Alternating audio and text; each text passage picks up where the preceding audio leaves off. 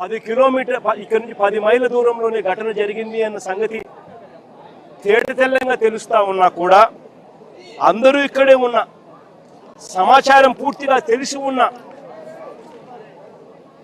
స్పందన లేక ప్రాణ నష్టం జరిగితే వీళ్ళు స్పందించింది ఏమిటో తెలుసా? వీళ్ళు ఇచ్చేది ఏం తెలుసా? ముస్టేసినట్టు ఎక్స్గ్రేషియా కింద 10 లక్షల రూపాయలు 5 లక్షల రూపాయలు మేము ఇచ్చినాము అని చెప్పి సంకలు గుద్దుకుంటా ఉన్నారు. అసలు ఇదే 10 లక్షల రూపాయలు చంద్రబాబు నాయుడు గవర్నమెంట్లో అధికారంలో ఉన్నప్పుడు ఇంతకుముందు ఎవరైనా మత్స్యకారులు చనిపోతే ఎక్స్గ్రేషియా కింద కేవలం 5 లక్షలు మాత్రమే ఇచ్చేవాళ్ళు. అట్లాంటిది వైఎస్ఆర్సీపీ అంటే మా ప్రభుత్వం వచ్చిన తర్వాత 5 లక్షలు 10 లక్షలు మేము పంచినాం.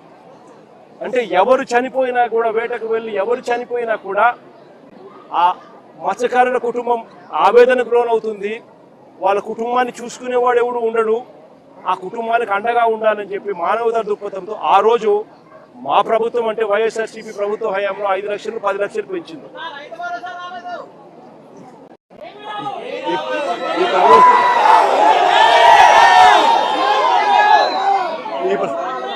ఈ ప్రభుత్వంలో ఏమీ రాదు, అది పక్కన పెడితే ఆ 10 లక్షలు ఏదైతే అప్పట్లో గత ప్రభుత్వంలో మేము అనౌన్స్ మేము ఏదైతే ఇంప్లిమెంట్ చేసినామో, మామూలుగా ఏ తప్పు జరగకపోయినా కూడా, ప్రభుత్వం ఏ తప్పు చేయకపోయినా కూడా, నార్మల్ సర్కమ్స్టాన్సెస్ లో ఏదైనా దుర్ఘటన జరిగితే ఆ 10 లక్షల రూపాయలు ఇచ్చే పరిస్థితి.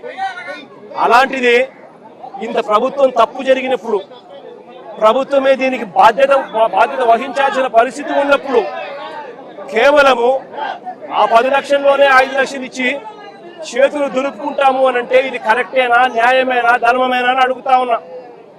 మరొకసారి ఈ ప్రభుత్వం ఇలాంటి తప్పులు ఎవరు చేయకుండా ఉండాలి అని అంటే కలెక్టర్లు కానీ, పోలీస్ డిపార్ట్మెంట్ కానీ ఒక కంప్లైంట్ కానీ చేతికి వస్తే మనుషులు చనిపోతా ఉన్నారు, వెంటనే ఆదుకోవాలి అని చెప్పి ఎవరైనా కంప్లైంట్ చేస్తే స్పందించే తీరును మెరుగుపరచాలి అని అంటే ప్రభుత్వం అన్నది ఒక షాక్ తగులితే తప్పనిచ్చి, ఆ అధికారులకు ఒక షాక్ తగులితే తప్పనిచ్చి స్పందన అనేది రాదు.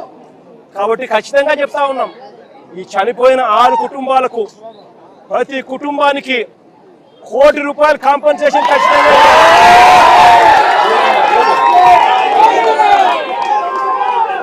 చిన్న బాధిత కుటుంబంతో కలిపి